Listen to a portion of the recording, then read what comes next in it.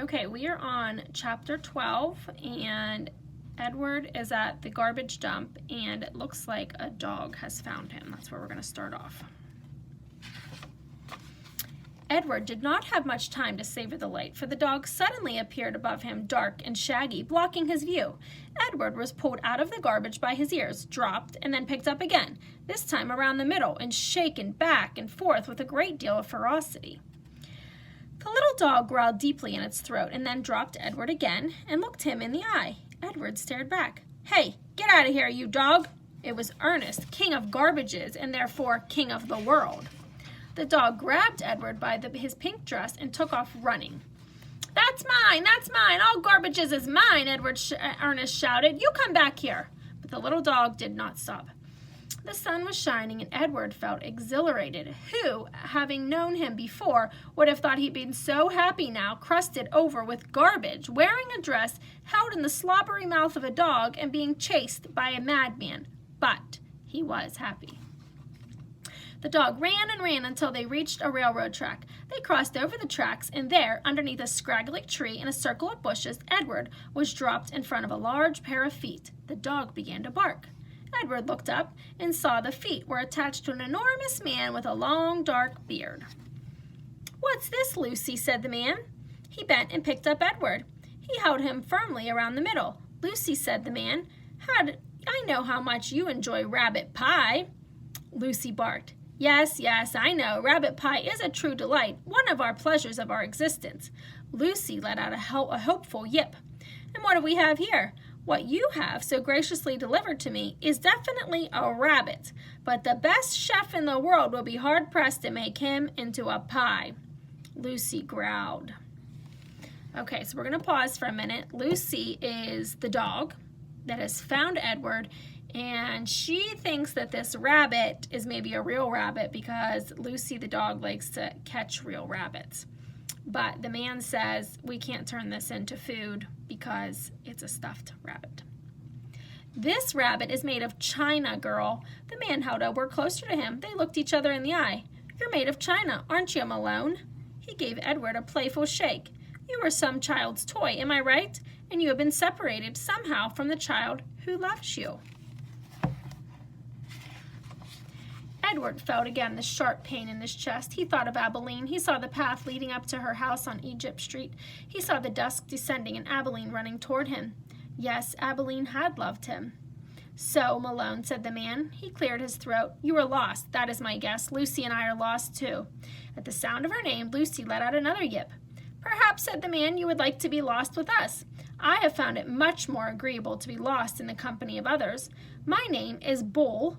Lucy, as you may have surmised, is my dog. Would you care to join us?"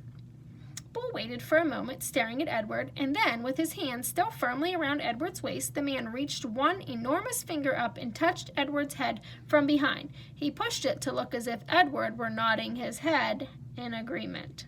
"Look, Lucy, he is saying yes," said Bull.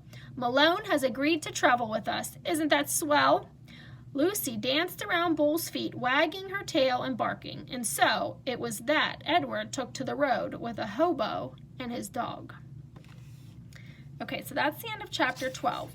Let's recap here. Lucy is the dog that has found Edward at the dump, and he brings him to his owner, whose name is Bull, like B-U-L-L, and Bull has named Edward. From Edward, it went to Susanna.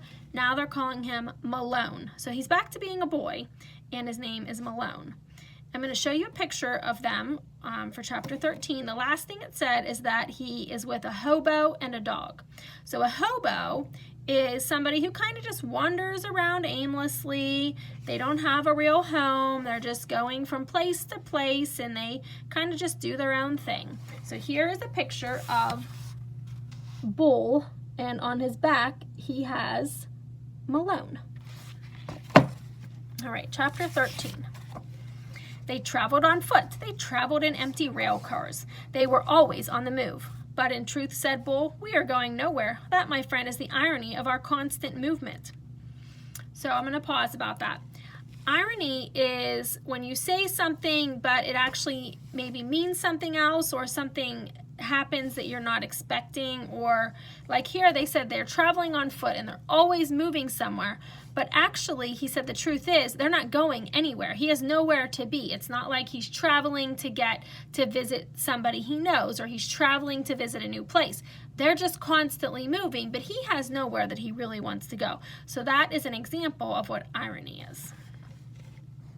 Edward rode in Bull's bedroll, slung over Bull's shoulder, with only his head and ears sticking out.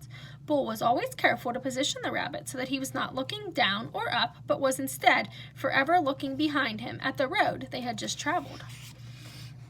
At night, they slept on the ground under the stars. Lucy, after her initial disappointment about Edward being unfit for consumption, took a liking to him and slept curled up beside him. Sometimes she even rested her muzzle on his china stomach, and then the noises she made in her sleep, whimpering and growling and shuffling, resonated inside Edward's body. To his surprise, he began to feel a deep tenderness for the dog. That means he really likes the dog. During the night, while Bull and Lucy slept, Edward, with his ever-open eyes, stared up at the constellations. He said their names, then he said the names of the people who loved him. He started with Abilene, then went to Nellie and Lawrence, from there to Bull and Lucy. Then he ended again with Abilene. Abilene, Nellie, Lawrence, Bull, Lucy, Abilene.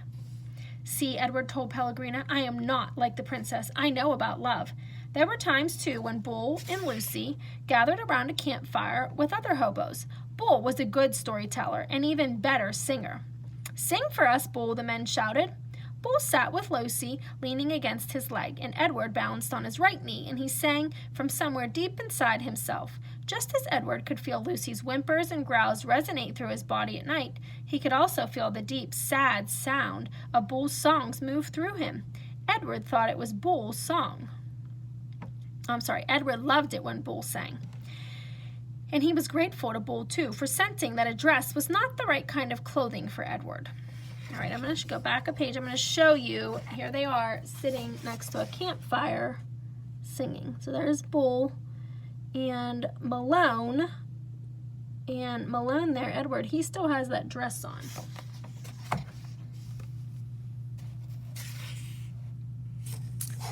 Malone, said Bull one night, it's not my desire to offend you or comment negatively on your choice of garb, but I'm forced to tell you that you stick out like a sore thumb in that princess dress.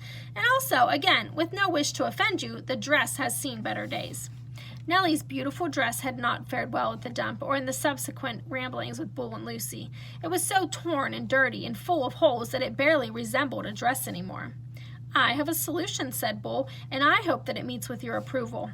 He took his own knit stocking cap and cut a big hole in the top of it and 2 small holes in the side of it. Then he took off Edward's dress. Look away, Lucy, she said to the dog. Let's not embarrass Malone by staring at his nakedness. Bull slid the hat over Edward's head and pulled it down and poked his arms through the smaller holes. There you go, he said to Edward. Now you just need some pants. The pants Bull made himself, cutting up several red handkerchiefs and sewing them together so that they formed a makeshift covering for Edward's long legs. Now you have the proper